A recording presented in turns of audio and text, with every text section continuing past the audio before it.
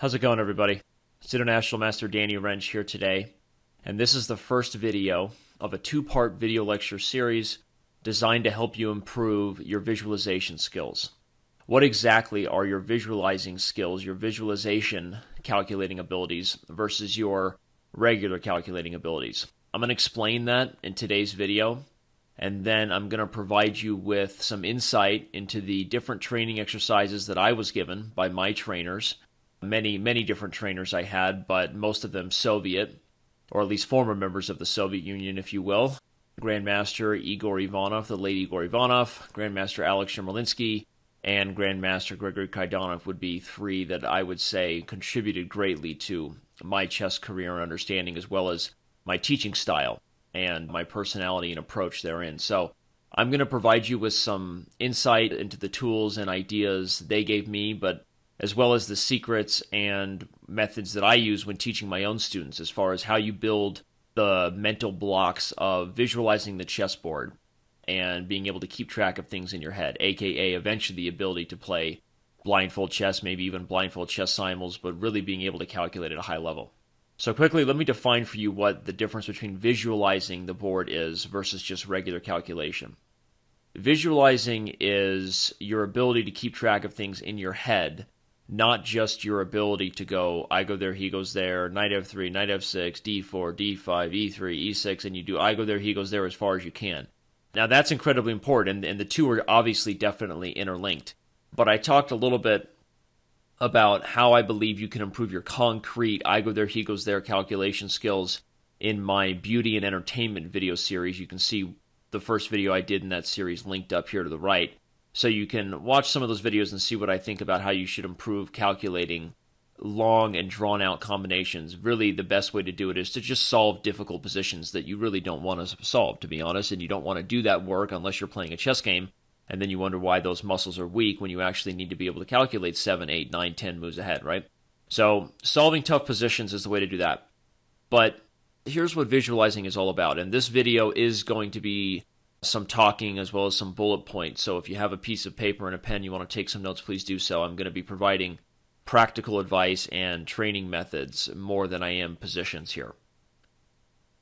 So calculating concretely is I go there, he goes there. But visualizing is the ability to see a position 3 or 4 moves down the road, let alone 7 or 8 moves down the road, or let alone an entire game as if it's right in front of you, sort of in your mind's eye. People who have strong board awareness, or I would say don't really have any problem keeping track of things in their head and can play blindfold games, they tend to make much less blunders. Most titled players can play more blindfold chess than most amateurs would be able to understand, in the sense that they can really keep track of long variations in their head. If you ever see two titled players analyzing together in their head and see the board as if it's right in front of them, and that's not a parlor trick, it comes with just a lot of training and experience. And your ability to visualize will help you keep track of things. So at the end of a long concrete combination, you can see that position like it's right in front of you. Otherwise, what happens? You calculate a long variation at the end of the line. You forgot that you took a pawn with a knight here and then moved it somewhere else to attack, and in doing so opened up the bishop's line on your rook on a1. And so at the end of a line that you thought you were winning a pawn and maybe fine, you forgot that you had changed the position in some significant way, and you may actually be losing the exchange. Not being able to keep track of minor details as they change in variations and be able to, like I said, visualize things in your head as if that position was right in front of you is really what it's all about. For those of you who follow Grandmaster Timur Gareyev's blindfold simul or watched me play one, a few weeks ago I played a blindfold simul and I referred to blindfold blunders.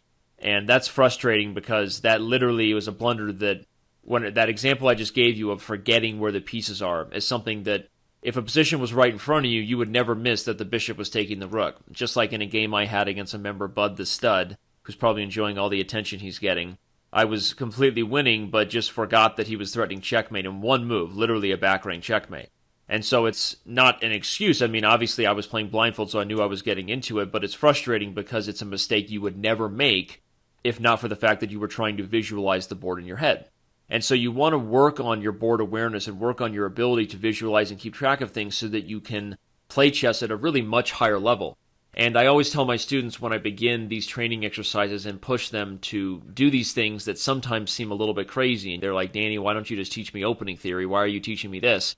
And I tell them that ultimately you have to understand that the best players in the world don't stop their calculations in a line because they get foggy or because they can't see it. So really let this sink in for a minute. Imagine building the muscles and improving that part of your brain. And I believe that no matter how old you are, you can improve in chess. So forget it if people out there say you can't. I don't agree that that's true, okay? That if you have the right training approach and the right training methods, they always say that most humans are using less than 10% of their brain, right? And if you can build these muscles, your visualizing skills and your calculating abilities will get better.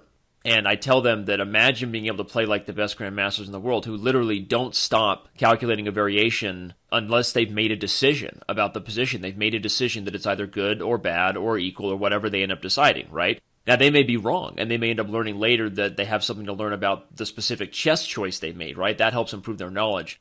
But it's never because they were foggy-headed and just had to stop looking at a line because it just wasn't clear to them. They do make calculation mistakes, but again, it's about getting to the point where you really feel confident you're seeing the board as clearly as you would be if the position was set up right in front of you. So, okay, let's do this thing. You can see that I've now cleared the board, and you can't see any pieces. Did all of you know that you actually have the ability to choose the blindfold chess set that we have set up? Pretty cool feature we have. I don't know that many other online chess servers have it. So you can choose blindfold settings and actually do all of the training methods that I'm going to talk about with you right here on chess.com. And as you get to the more advanced exercises that we're going to be covering in part 2, you might really enjoy that if you don't have a sparring partner. So the first thing I'm going to recommend and just say as sort of a precursor or sort of an asterisk is that many of these training methods are going to be difficult. They're not something that if you're a casual chess player who's just doing this for fun, you're really going to want to do. So if you're a young or ambitious chess player, or if you're older and you're ambitious, either way, these are going to help you, and it's a training method, and we're going to start with the basics to improving your visualization, what's required, which maybe review, or maybe you say, okay, I already know those, Danny, and then we'll get to advanced steps, and eventually you'll see that the last exercises are really things that never end and continue to challenge your visualizing skills, and you could almost say they keep you in shape, as if an athlete needs to run and keep themselves in physical shape regardless of what sport they play. Doing visualization exercises like this can help keep you in shape. So, here's the deal. Right now, with no pieces on the board, you'll also notice that we have coordinates on the left and bottom of the board here, but I don't use the coordinates that chess.com provides. It's a blank board. Why? Because one of the first things you can do to improve your visualization skills is to remove the coordinates from a board. Start pushing yourself to follow along and know that when I say this is C4, or this is F6, or this is G3, I can say those things without actually numbers and letters on the board. Just like I know, and you can trust me or not, but I'm closing my eyes. If you ask me any square, any color, I can tell you in a second. So you say D3, I say white. Then you say G8, and I say white, or H8, and I say black. Doing these exercises with a training partner, someone who is going to challenge you, or if you're a young player, you have your parent or your coach, or either way, but if you can have somebody test you by having a board and ask you what color a certain square is, you should get to the point where you can do, let's say, 25 in a row. With my students, I usually do between 15 and 25, where it's literally instantaneous. There should be zero thought process. If you ask a strong player, they would tell you in a second. Just like if you ever set up a chessboard with a black square on the right corner, a title player would look at it and know in a second. If you ever set up a board with the king and queen wrong, very rarely do they miss that without more than a few seconds. Because they know the board so well, they don't see a random configuration of dark and light checkered squares. They know that the white square has to be on your right, which is always H1 or A8, with or without coordinates. And they know that the king and queen are always on their color. So the first step, here's the first bullet point for you. The first step toward full board awareness, which is what we're going to call it, is developing full board awareness. Wow, that sounds like a spiritual journey we're on, doesn't it? I love this. I love when I get to give you guys these long talks. So we're going to call this full board awareness, okay? First step toward full board awareness is knowing the colors of every square. I recommend you do this with a training partner. If they quiz you and they say, what is the color of this square, or they just name a square and they have the board, that way you can do it with somebody. Think about it, you can do it with your wife, someone who knows zero about chess. You need to get to the point where you can do 15 to 25 in a row instantly, like there was no thought required. Okay, so the first step is knowing the color of every single square. Step number 2. Once you know the colors of every square, you have to know their brother square, or I like to call it the corresponding square. So if I say B6, what should you say instantly? You should say G3. If I say F7, what should you say? You should say C2. Now, if I close my eyes and one of you was here to ask me, hey, Danny, D7, E2. Hey, Danny, E8, D1. Hey, Danny, B8, G1. Hey, Danny, B2, G7. Some of them are related directly on diagonals, like B2, G7, but some of them are like B4, G5. So you see I'm doing it instantly, and I know exactly what the brother squares are. So if someone says A5, you say H4. If I say A3, you say G8. So assuming you're going along with this, I'll do a little quiz for you. I'll name several squares, and you should be able to do it. C8, C7, B2, right? So C8 was F1, C7 was F2, B2 is G7. So the idea should be that you get to the point where not only do you know every color of every square, but then the next visualizing exercise to build these blocks, and like I say, full board awareness, is the brother square.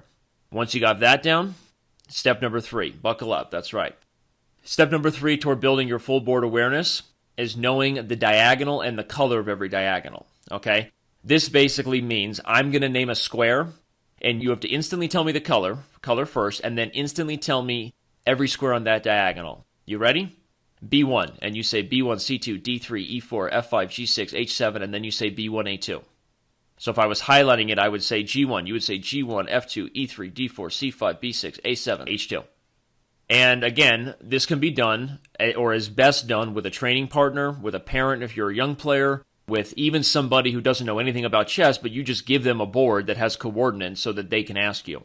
So in review, what are the first 3 things you're doing to improve your full board awareness and to eventually achieve full board nirvana? Look at this. I'm just going to play this spiritual reference thing all day. It just makes me sound like I'm some kind of guru, and let's be honest, you know I love attention.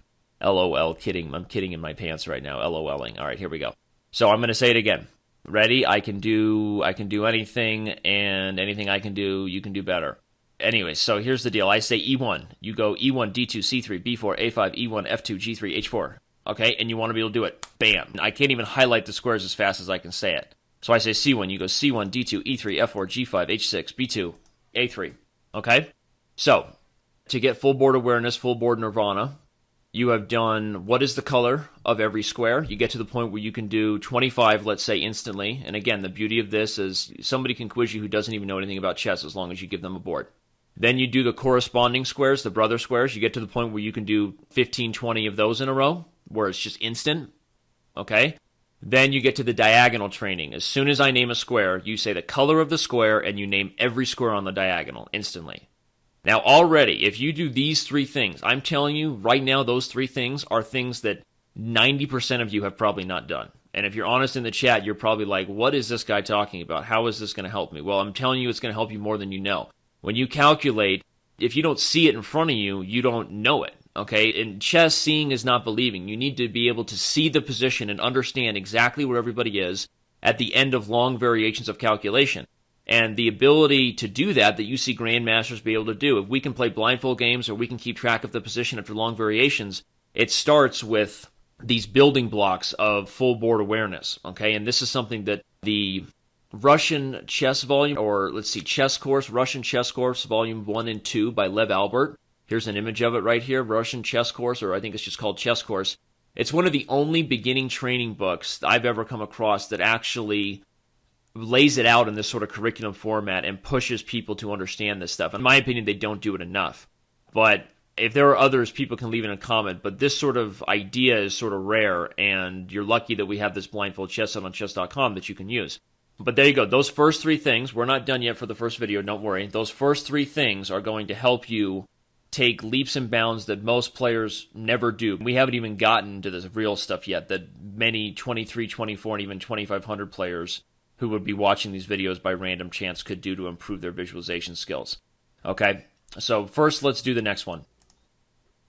For the next one, we make a switch back to the classic board.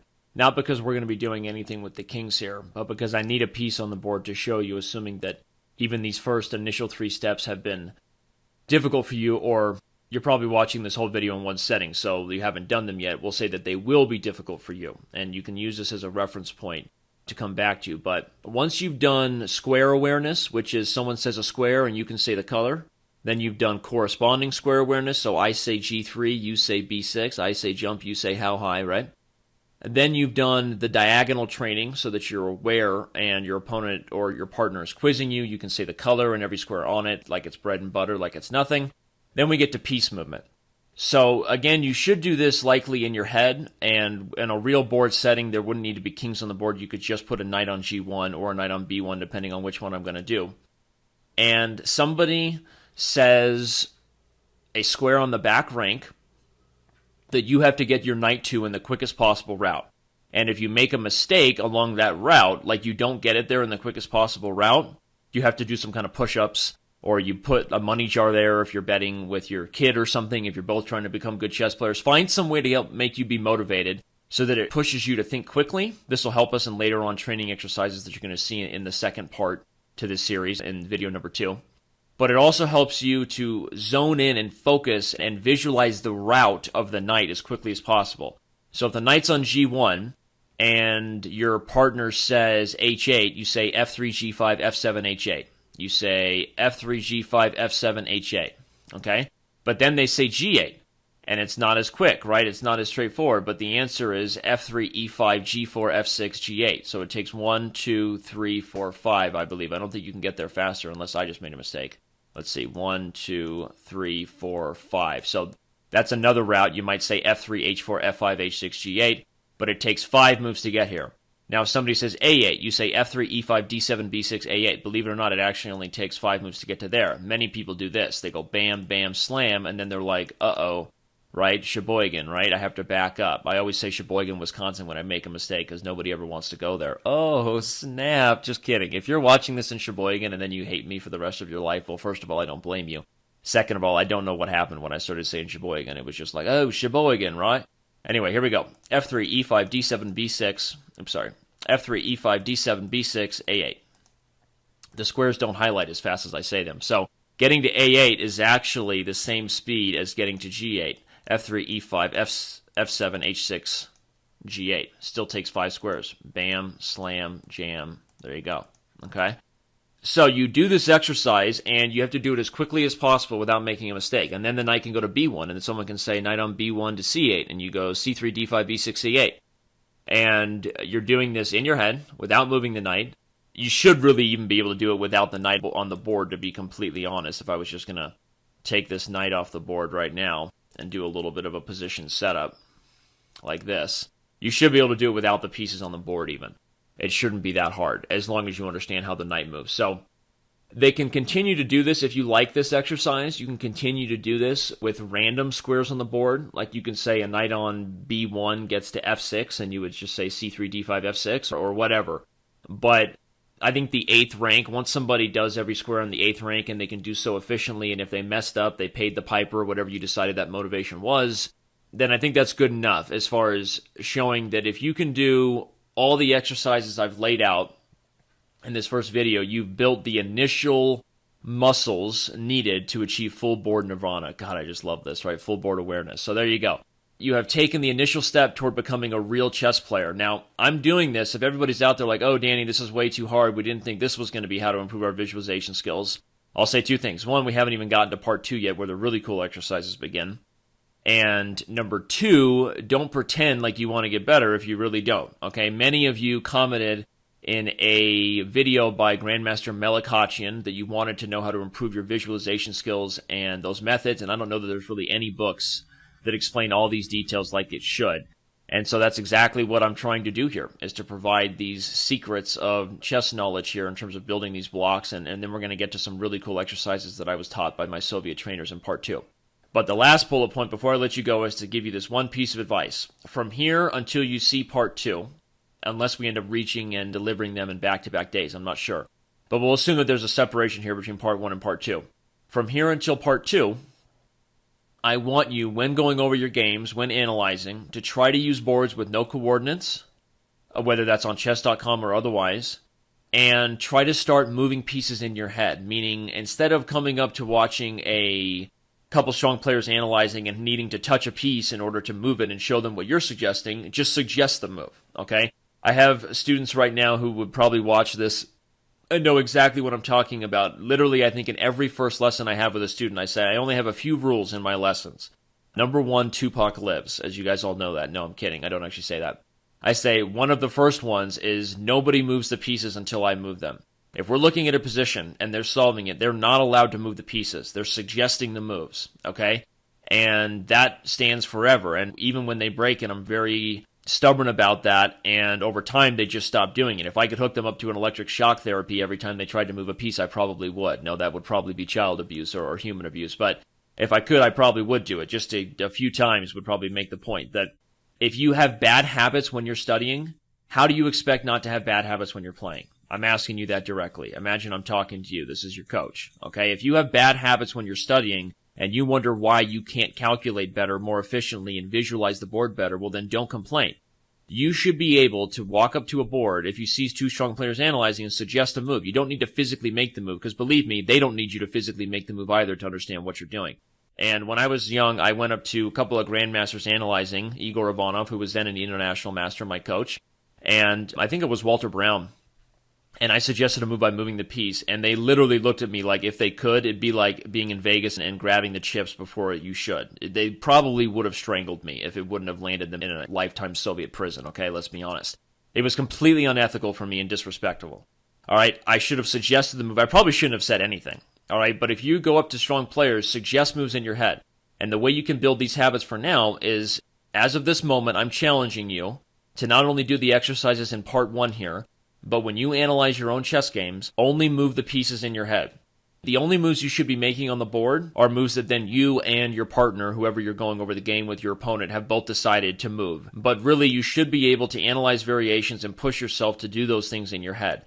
And when you start building good habits as far as your study methods and your work ethic, then don't be surprised when you actually start to see calculation improvement in your own games. Here you go. This is the first video, and I hope you enjoyed it. I hope you'll actually put these exercises to work. Let me do one more summary here of bullet points that you can all see. Ready? We got number 1, you have to know square awareness. If I say a square, you should know the color instantly. Next, you should know corresponding or brother square awareness. If I say B4, you say G5, and you do it quickly.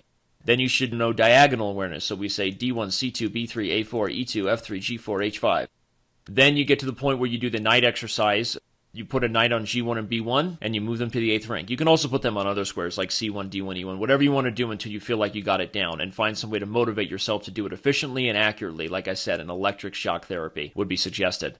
And finally, you are being challenged to start analyzing variations in your head without moving the pieces. If you're going over a book even, you should only make the mainline move that the author says was the move in the game, and other variations should be tried to be done in your head. I'm going to expand a little bit more on this in the second part, so I'm not going to build too much more of that as far as the method I believe there that can really help you. But these are the building blocks of full board awareness, and I hope that everybody on chess.com reaches full board nirvana, and you are welcome, America and world. You are welcome. It's International Master Danny Rensch signing off.